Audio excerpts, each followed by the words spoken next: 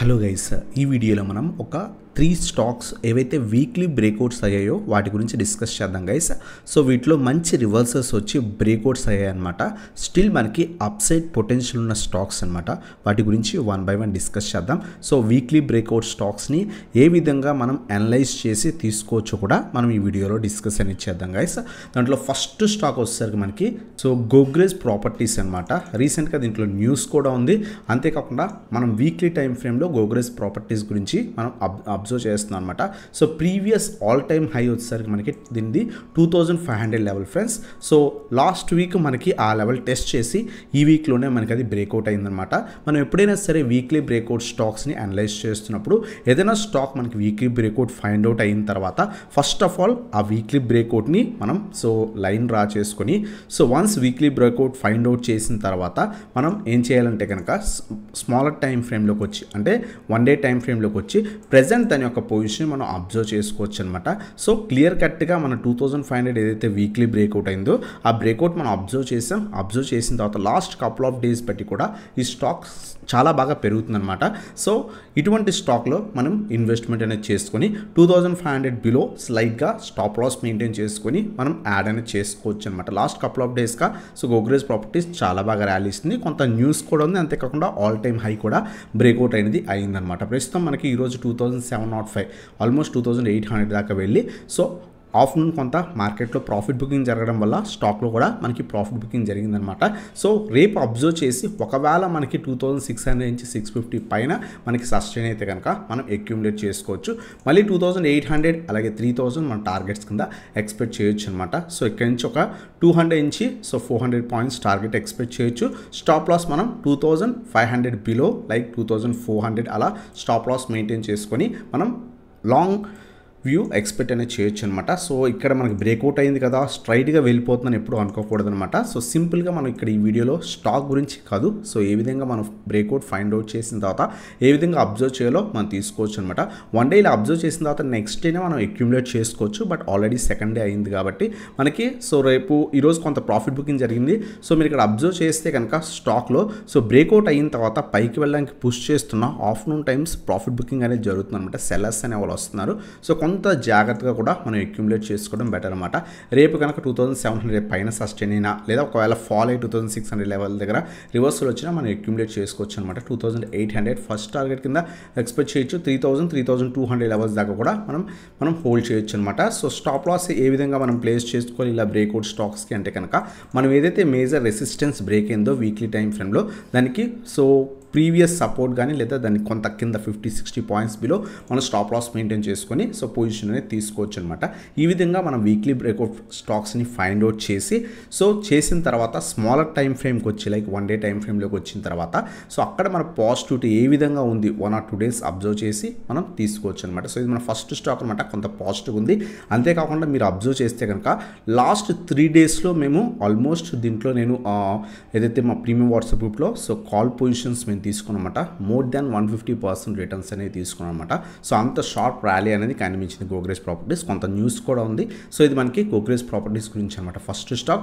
అలాగే second stock మీరు observe చేస్తే కనుక ఆర్తి డ్రగ్స్ ఫ్రెండ్స్. ఈ స్టాక్ కూడా మీరు అబ్జర్వ్ చేస్తే కనుక మనం వీక్లీ టైం ఫ్రేమ్లో అబ్జర్వ్ చేస్తున్నాం.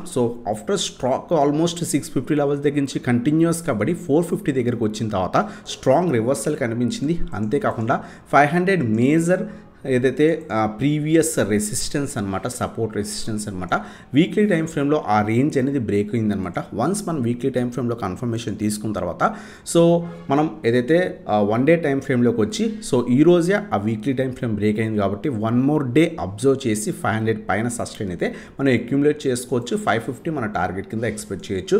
రేపు మార్నింగే వెళ్ళి బై చేయకండి ఇప్పుడు కూడా.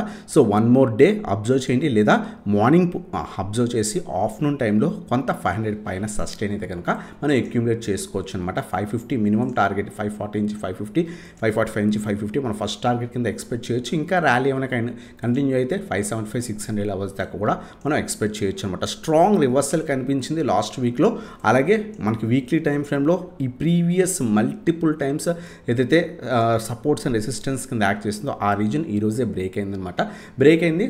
బ్రేక్ అయిన తర్వాత కంటిన్యూ అవుతుందా లేదా అనేది మనం 1 డే అబ్జర్వ్ చేసిన తర్వాత మనం అక్యూములేట్ అనేది చేసుకొని 540 నుంచి 550 మన ఫస్ట్ టార్గెట్. ఒకవేళ ఇంకా ట్రెండ్ కంటిన్యూ అయితే 575 600 లెవెల్స్ దాకా కూడా మనం సో పొజిషన్ తీసుకోవచ్చు అనమాట. సో స్టాప్ లాస్ మనం చెప్పుకున్నాం కదా, ఏదైతే వీక్లీ టైం ఫ్రేమ్లో మనం అబ్జర్వ్ చేస్తామో ఆ వీక్లీ టైం ఫ్రేమ్లో దాని బిలో సపోర్ట్ ఎక్కడైనా ఉంటే దాని కింద stop loss like 475 below stop loss maintain చేసుకొని 500 పైన రేపు సస్టైన్ అయితే మనం అక్యూములేట్ చేసుకోవచ్చు అనమాట. ఈ విధంగా మనం సో వీక్లీ టైం ఫ్రేమ్లో బ్రేక్అవుట్ స్టాక్స్ని ఫైండ్ అవుట్ చేసి 1 డే టైం ఫ్రేమ్లోకి వచ్చి అక్కడ మనకి సస్టైన్ అయిందా లేదా అబ్జర్వ్ చేసి 1 డే సస్టైన్ అయితే అప్పుడు మనం అక్యూములేట్ చేసుకొని స్టాప్ లాసెస్ ఏ విధంగా టార్గెట్స్ ప్రీవియస్ రెసిస్టెన్స్ మన టార్గెట్స్ కింద పెట్టుకొని సో తీసుకోవచ్చు అనమాట. ఇది మన సెకండ్ స్టాక్ అనమాట ఆర్తి డ్రగ్స్.